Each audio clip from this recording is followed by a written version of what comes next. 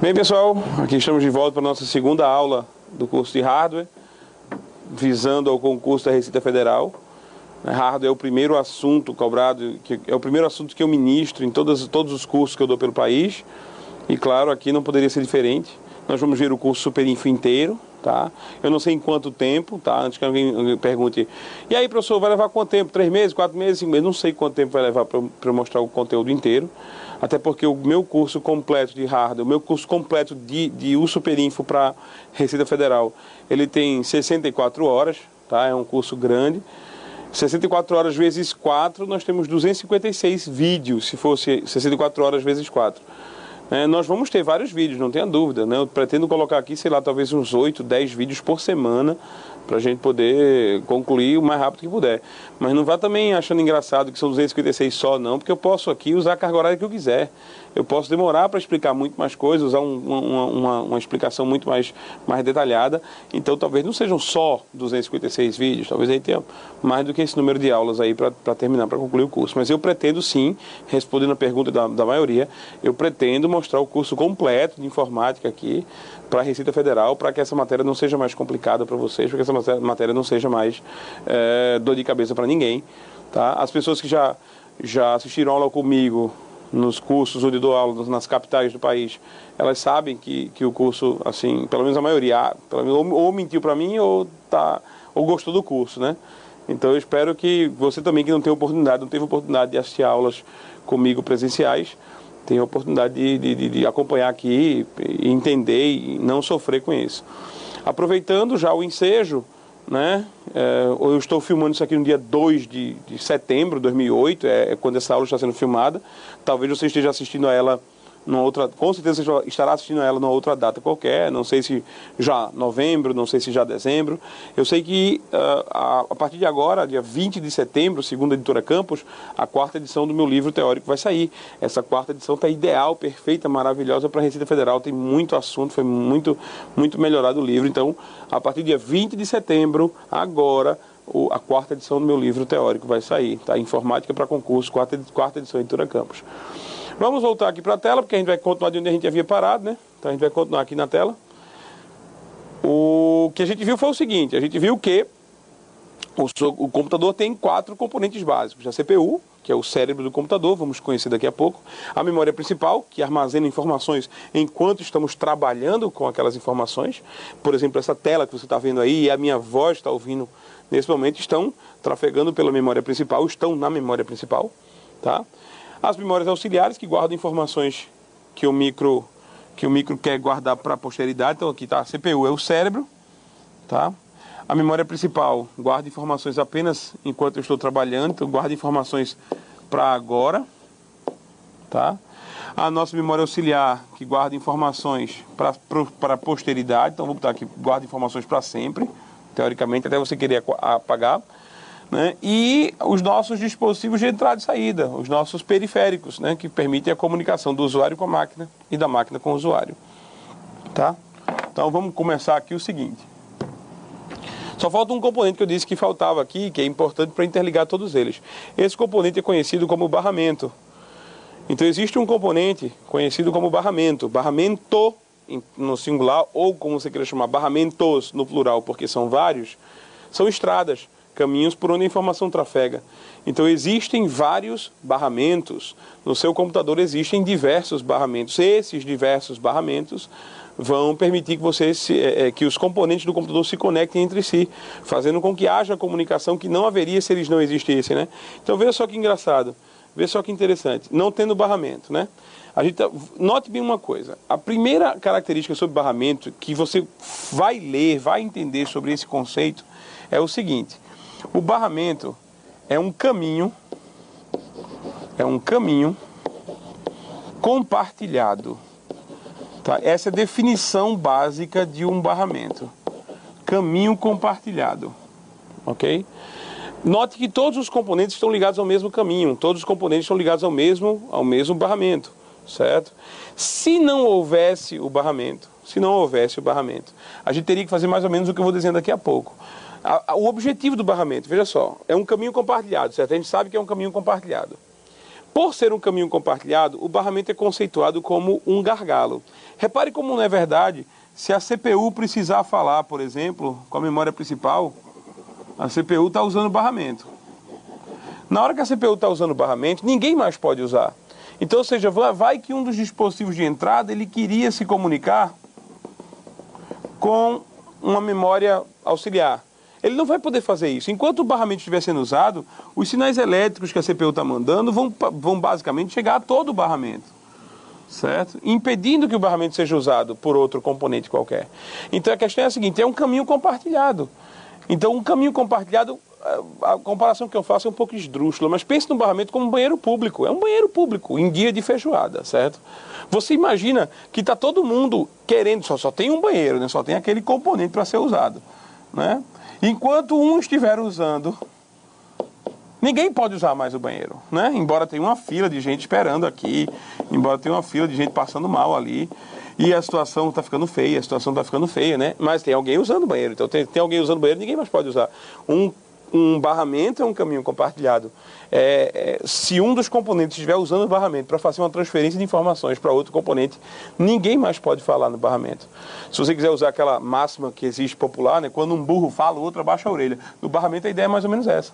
Então quando um componente está falando no barramento, todos os outros componentes vão estar escutando, é o jeito. Então, o barramento, essa é a definição do barramento. Mas, aí volto a salientar, se não houvesse barramento, haveria necessidade de fazer um caminho mais ou menos assim.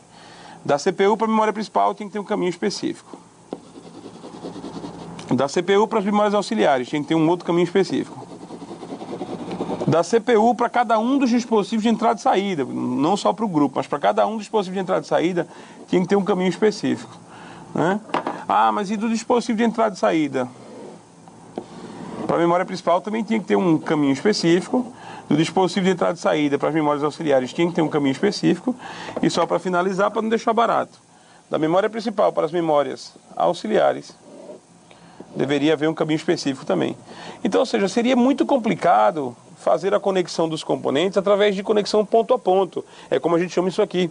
Existe uma diferença entre barramento, que é um caminho compartilhado, todo mundo usa, não ao mesmo tempo, mas todo mundo pode usar o mesmo caminho, certo? E caminho dedicado, ou ponto a ponto. Então, dedicado, tá? Dedicado, certo? Existe a diferença entre esses dois conceitos. Um barramento é um caminho que todo mundo usa, o mesmo caminho todo mundo usa. Caminho dedicado é um caminho específico criado entre dois componentes. Então, só aqueles dois componentes vão usar aquele caminho. Só que para você fazer uma estrutura de um computador com diversos caminhos dedicados, você criaria uma estrutura muito complexa de manter, muito complexa de fabricar. Então a função do barramento, mesmo sabendo que o barramento é um gargalo, mesmo sabendo que o barramento, e se eu tivesse só ligação de caminho dedicado, com certeza o meu computador seria mais rápido. Com certeza, o nosso computador seria mais rápido. Mas é muito complexo fazer isso. Então a função do barramento é muito simples. Simplificar o projeto dos computadores. Os computadores ficam mais fáceis de fazer, mais fáceis de projetar, mais fáceis de expandir graças à existência de barramentos. Então a ideia é fazer o micro ser uma coisa prática, fácil, simplificada, mesmo que isso sacrifique um pouquinho a velocidade que o meu micro poderia ter.